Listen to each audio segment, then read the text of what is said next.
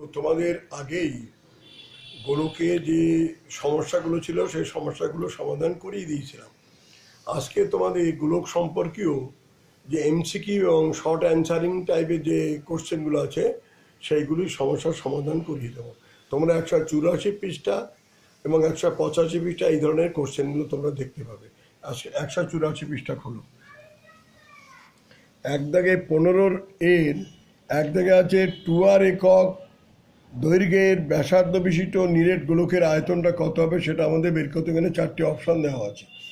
আমরা সেইগুলো বের করি। 2r একক ব্যাসার্ধযুক্ত নিরেট গোলকের আয়তন কী হবে? 4/3 pi into 2r whole Q. তাহলে 4/3 পাই রইল, 2r হোল কিউ মানে 8r কিউ হলো। তাহলে এখানে 4 আর 8 গুণ করলে কত হলো? 32/3 পাই আর কিউ হলো। এইটা কোন অপশানে আছে? এটা অপশানে আছে, এ অপশানে আছে। সুতরাং এই অপশানটা আমাদের এখানে সঠিক উত্তর। আমরা 2 দাগে ফিরে যেতে পারি। দুটি নিরেট গোলকের আয়তনের অনুপাত দেওয়া আছে 1:8। তাদের বক্রতলের ক্ষেত্রফলের অনুপাত এই 4টে অপশানের মধ্যে যে কোনো একটা হবে। আমরা ধরি ব্যাসার্ধ দুটি হলো আর একক, ছোটো হাতের আর একক এবং বড় হাতের আর একক, যেখানে ছোটো হাতের আরটা ছোটো, বড় হাতের আরটা বড়। তাহলে তাদের আয়তন অনুপাত দেওয়া আছে 1:8। আয়তনের প্রথম গোলকের আয়তন আছে কত? 4/3 পাই ছোটো হাতের আর কিউ।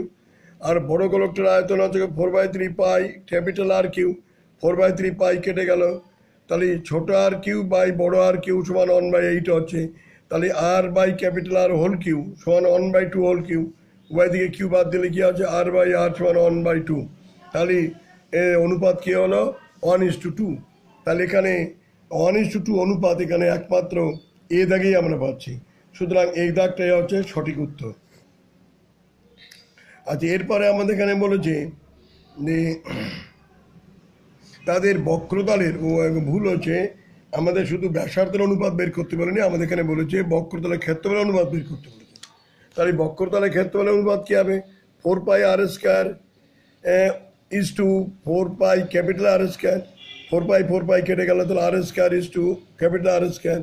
তাহলে আর বাই আর স্কোয়ার যদি ভাগ করি তাহলে r by R whole square is to 1। R by R whole square মানে আছে 1/4 ইজ টু 1। তাহলে এখানে 4 যদি গুণ করি তো 1:4। তাহলে বক্রতল দুটি ক্ষেত্রফলের অনুপাত হলো 1:4। এখানে অপশানগুলির মধ্যে 1:4 আছে, বি অপশানে আছে। সুতরাং বি অপশানটা এখানে সঠিক উত্তর। তাহলে দেখা গেল আয়তনের অনুপাত যদি 1:8 হয় তাহলে বক্রতলের ক্ষেত্রফলের অনুপাত হবে 1:4। আমরা 3 দাগের অঙ্কে ফিরে যেতে পারি। 7 সেমি দৈর্ঘ্যের ব্যাসার্ধ বিশিষ্ট একটি নিরেট অর্ধ গোলকের সমগ্রতলের ক্ষেত্রফল কত সেটা আমাদের বের করতে হবে। তাহলে ধরি এখানে আমাদের 7 সেমি ব্যাসার্ধের অর্ধগোলকের সমগ্রতলের ক্ষেত্রফল কী হবে? তাহলে বক্রতলের ক্ষেত্রফল যোগ ভূমিতলে মানে উপরের ক্ষেত্রফল, উপরের বৃত্তকার তলের ক্ষেত্রফল, নিচের বক্রতলের ক্ষেত্রফল আছে 2 পাই আর স্কোয়ার প্লাস পাই আর স্কোয়ার অর্থাৎ 3 পাই আর স্কোয়ার। 3 পাই আর বলতে গেলে 7 হোল স্কোয়ার। তাহলে কত গুণ করলে হচ্ছে 147 পাই এত বর্গ সেমি। এখানে 147 পাই বর্গ সেমি আছে, সি দাগে আছে। এই 4টে অপশানের মধ্যে সি দাগে আছে 147 পাই। সুতরাং সি দাগটাই হচ্ছে সঠিক উত্তর। আমরা 4 দাগে ফিরে যেতে পারি। 4 দাগে অঙ্কে যে দুটি নিরেট গোলকের বক্রতলের ক্ষেত্রফলের অনুপাত আছে 16:9 হলে তাদের আয়তন অনুপাত কত হবে? এখানে 4টে অপশানের মধ্যে যে কোনো একটা হবে। তাহলে দুটি নিরেট গোলকের আমরা ধরে নিচ্ছি, গোলক দুটির ব্যাসার্ধ হলো ক্যাপিটাল আর এবং ছোটো হাতের স্মল আর। তাহলে তাদের বক্রতলের ক্ষেত্রফলের অনুপাত হচ্ছে 16/9। তাহলে এই বক্রতলের দুটি হচ্ছে বড় বৃত্তের হচ্ছে 4 পাই ক্যাপিটাল আর স্কোয়ার, আর ছোটো গোলকের আছে 4 পাই স্মল আর স্কোয়ার। তাহলে 4 পাই কেটে গেল, capital R square by small r স্কোয়ারের মান 16/9 অর্থাৎ r by R whole square is equal to 16/9কে লিখতে পারি 4/3 হোল স্কোয়ার। তাহলে 4/3 হোল স্কোয়ার, উভয় দিকে স্কোয়ার কেটে গেল, তাহলে আর বাই আর হচ্ছে 4/3। তাহলে গোলক দুটির আয়তন অনুপাত কী হলো? 4/3 pi r capital R cube by 4/3 pi small r cube. 4/3 pi কেটে গেল, তাহলে capital R by small r whole cube is equal to কত? 4/3 হোল কিউ সমান আছে কত? 64/27। তাহলে অনুপাত হলো 64:27। এটা কোন অপশানে আছে আমাদের 64:27? এটা কেবলমাত্র এ অপশানে আছে। তাহলে এই অপশানের দাগটাই হচ্ছে আমাদের সঠিক উত্তর। আমরা 5 দাগে ফিরে যেতে পারি। একটি নিরেট গোলকের বক্রতলের ক্ষেত্রফল ও 3 গুণ আয়তনের সাংখ্যমান সমান হলে গোলকটির ব্যাসার্ধের দৈর্ঘ্য কত? তাহলে এখানে আমরা বক্রতলের ক্ষেত্রফল আর 3 গুণ তাহলে আমরা এখানে বক্রতলের ক্ষেত্রফল কত? এখানে বক্রতলের ক্ষেত্রফল 4 পাই আর স্কয়ার সমান কত হলো? 3 × 4/3 পাই আর কিউ, কারণ আয়তন আছে 4/3 পাই আর কিউ, তাহলে 3 3 কেটে গেল, 4 পাই কেটে গেল, তাহলে স্মল আর স্কয়ার সমান ক্যাপিটাল আর কিউ, তাহলে আর স্কয়ার দিয়ে কাটলে কি কত আছে? 1 = r হচ্ছে, অত r = 1 একক। তাহলে 1 একক কোথায় আছে? এখানে এ দাগে আছে, এ দাগটাই তাহলে অপশান অনুযায়ী এ দাগটাই আমাদের সঠিক উত্তর। আমরা বি দাগের কতগুলো দুটো এখানে অঙ্ক থাকে, বি দাগে সত্য অথবা মিথ্যা লিখতে হয়। আমরা একটি আছে, একটি নিরেট গোলকের ব্যাসার্ধের দৈর্ঘ্য দ্বিগুণ করলে গোলকের আয়তনে দ্বিগুণ হবে, এটা সঠিক কি না? তাহলে আমরা এখানে দেখি নেই, গোলকের প্রথমে আয়তন ধরা যাক 4/3 পাই আর কিউ ঘন একক ছিল, পরে গোলকের আয়তন কত হলো? 4/3 পাই, আর এর পরিবর্তে কি হলো? 2r হয়ে গেল, 2r হোল কিউ, তাহলে 4/3 pi into 2r whole Q করে 8r কিউ, তাহলে 8 গুণ হয়ে গেল। 8 গুণ হচ্ছে পূর্বের আয়তন, কিন্তু আমাদের বলছে 2 গুণ করা হবে, সুতরাং উক্তিটি মিথ্যা।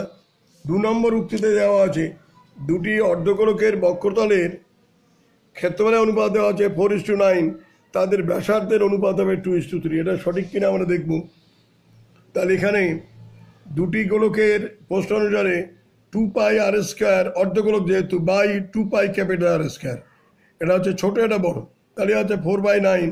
তাহলে এখানে স্কোয়ারগুলো তুলে দিলে কত হচ্ছে? r/r সমান আছে 2/3, তাহলে দেখা যাচ্ছে ব্যাসার্ধের অনুপাত 2:3। এখানে সঠিক উত্তর আছে 2/2:3, সঠিক উত্তর দেওয়া আছে, সুতরাং উত্তরটি সঠিক। সি দাগের এখানে কতগুলো শূন্যস্থান আছে। একটি তল বিশিষ্ট ঘনবস্তুর নাম কি হবে? শূন্যস্থান আছে গোলক, গোলক হবে। 2 নম্বরে আছে কি? একটি নিরেট অর্ধগোলকের বক্রতলের সমতলের সংখ্যা করা হবে। সমতলের সংখ্যা হচ্ছে একটি, কারণ একটি হবে সমতলের সংখ্যা, একটি হবে সমতলের সংখ্যা। এখানে উপরটাই কেবলমাত্র, উপরে যে বৃত্তাকার তল সেটি কেবলমাত্র সমতল, সুতরাং একটি তল হবে। আচ্ছা, পরেরটা দেওয়া আছে, 3 নম্বরটা দেওয়া আছে একটি নিরেট অর্ধগোলকের ব্যাসার্ধের দৈর্ঘ্য 2r একক হলে তার সমগ্র তলের ক্ষেত্রফল কত হবে? তাহলে এই সমগ্র তলের ক্ষেত্রফল কী হবে? সমগ্র তল আছে 3 পাই আর স্কয়ার, আর বলতে এখানে 2r হোল স্কয়ার, তাহলে এটা করলে কত হচ্ছে না? 4r স্কয়ার আছে, তাহলে 4 ইন্টু আর 3, তাহলে 12 পাই আর স্কয়ার। এখানে পাই আর স্কয়ার আসতে দেওয়া, তাহলে এখানে শূন্য স্থানে কী হবে? শূন্য স্থানে 12 বলবে। ঠিক আছে, এরপর আমরা 16 দাগের অঙ্কে ফিরে যাচ্ছি। 16 দাগের 1 দাগে অঙ্ক আছে, একটা নিরেট অর্ধগোলকের আয়তন এবং সমগ্র তলের ক্ষেত্রফল সমান, অর্ধগোলকের ব্যাসার্ধ কত হবে সেটা আমাদের বের করতে। প্রশ্ন অনুসারে 2/3 পাই আর কিউ, অর্ধগোলকের আয়তন 2/3 পাই আর কিউ সমান কত? তার সমগ্র তল 3 পাই আর স্কয়ার, তাহলে আর স্কয়ার যদি ভাগ করি তাহলে 2/3 আর সমান আছে 3, তাহলে এখানে আর = কত আছে? 2/9/2, এই 3 আর 3 গুণ করলে 9 হলো, আর এই 2টা নিচে চলে গেল, তো আর = 9/2 মানে 4.5। তাহলে এখানে ব্যাসার্ধের দৈর্ঘ্য কত হচ্ছে? 4.5 একক। আমরা 2 নম্বরটা ফিরে যেতে পারি। একটি নিরেট গোলকের বক্রতলের ক্ষেত্রফল একটি নিরেট লম্ববৃত্তাকার চোঙের ক্ষেত্রফলের সমান হলে চোঙটির উচ্চতা এবং ব্যাসার্ধের উভয় যদি 12 সেমি হয়, তাহলে গোলকের ব্যাসার্ধের দৈর্ঘ্য কত সেটা আমাদের বের করতে হবে। তাহলে গোলকের বক্রতল কত হচ্ছে? সমান চোঙের বক্রতল। গোলকের বক্রতল হচ্ছে 4 পাই আর স্কয়ার সমান চোঙের ক্ষেত্রে হচ্ছে 2 পাই আর এইচ, 2 রইল পাই, আর বলতে এখানে কত? 12/2, কারণ 12 হচ্ছে তার 12 সেমি হচ্ছে তার ব্যাস, তাহলে ব্যাসার্ধ হচ্ছে 12/2 হবে, আর উচ্চতা হচ্ছে 12, 2 আর 2 কেটে গেল, তাহলে এই দুটো কাটে পাই পাই কেটে যাচ্ছে, তাহলে এখানে থেকে যাচ্ছে কি 4 আর স্কয়ার সমান হচ্ছে কত? 12 12 144, তাহলে আর স্কয়ার সমান হচ্ছে 144/4 সমান 36, মানে 6 হোল স্কয়ার, তাহলে গোলকের ব্যাসার্ধ হয়ে গেল 6 সেমি। আমরা 3 দাগে ফিরে যেতে পারি। একটি নিরেট অর্ধগোলকের সমগ্র তলের ক্ষেত্রফল এবং একটি নিরেট গোলকের বক্রতলের ক্ষেত্রফল যদি সমান হয়, অর্ধগোলক এবং গোলকের ব্যাসার্ধের দৈর্ঘ্যের অনুপাত আমাদের বের করতে হবে। তাহলে আমরা ধরে নিচ্ছি অর্ধগোলকের ব্যাসার্ধ হচ্ছে স্মল আর এবং পূর্ণ গোলকের ব্যাসার্ধ হচ্ছে ক্যাপিটাল আর। তাহলে এই নিয়ম অনুসারে সমগ্রতল, অর্ধগোলকের সমগ্রতল মানে 3 পাই আর স্কয়ার, সমান পূর্ণগোলকের বক্রতল 4πr²। তাহলে পাই পাই কেটে গেল, আমরা 3r² লিখতে পারি √3r² সমান এদিকে 4r² লিখতে পারি 2r² কেটে গেল, তাহলে √3r = 2r। তাহলে এখানে r/R হয়ে গেল 2/√3। তাহলে অর্ধগোলক এবং পূর্ণগোলকের ব্যাসার্ধের অনুপাত হয়ে গেল 2:√3। আমরা 4 দাগের অঙ্কে ফিরে যাচ্ছি। একটি নিরেট গোলকের বক্রতলের ক্ষেত্রফল আছে S, আয়তন যদি V হয় তাহলে S3/V² এর মান আমাদের বের করতে হবে পায়ের মান না বসিয়েই। তাহলে এখানে আমরা S3/V², S3 মানে S হচ্ছে বক্রতল মানে 4πr² তার কিউ, আর V আছে আয়তন তাহলে 4/3πr³ তার স্কোয়ার। তাহলে এইটা কিউ করলে কত আছে 64 π³ × r⁶, আর এর স্কোয়ার করলে কত 16/9 × π² r⁶ কেটে গেল। তাহলে এখানে 64 আছে আর 9 উপরে এলো 64 × 9, আর এখানে π³ আর π² দিয়ে কাটলে পাই, তাহলে 16 আর 64 কাটলে হলো 4 × 9 হলো 36 পাই। তাহলে এর মানটা কত হলো x3/V² এর মান হলো 36 পাই।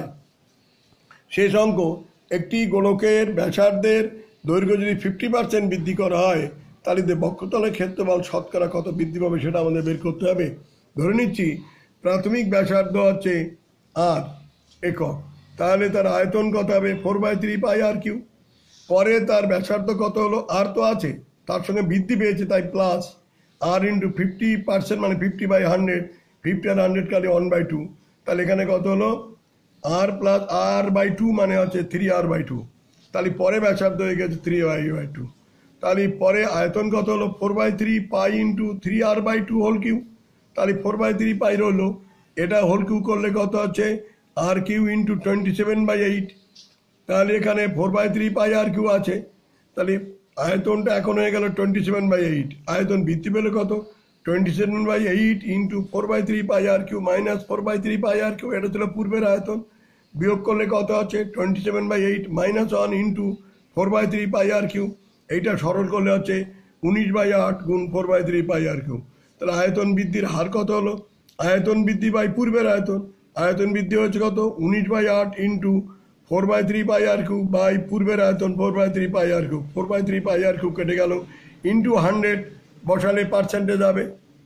তাহলে এখানে কত হলো 19/8 × 100%, 8 আর 100 কাটলো 4 হলো, এই 4 দিয়ে যদি কাটি 4 × 8 4 25, 25 এবং 19 গুণ করলে হচ্ছে 475/2% মানে 237 (1/2%) আয়তন বৃদ্ধি পেয়েছে। আমরা গোলকের সমস্ত শর্ট কোশ্চেন এবং MCQ কোশ্চেনের অ্যান্সারগুলো করিয়ে দিলাম। পরের দিন তোমাদের যেটা আছে শঙ্কু, সেই শঙ্কু সম্পর্কীয় সেখানকার MCQ এবং শর্ট কোশ্চেনগুলো আমি করিয়ে দেবো। আগামীকাল এটা হবে।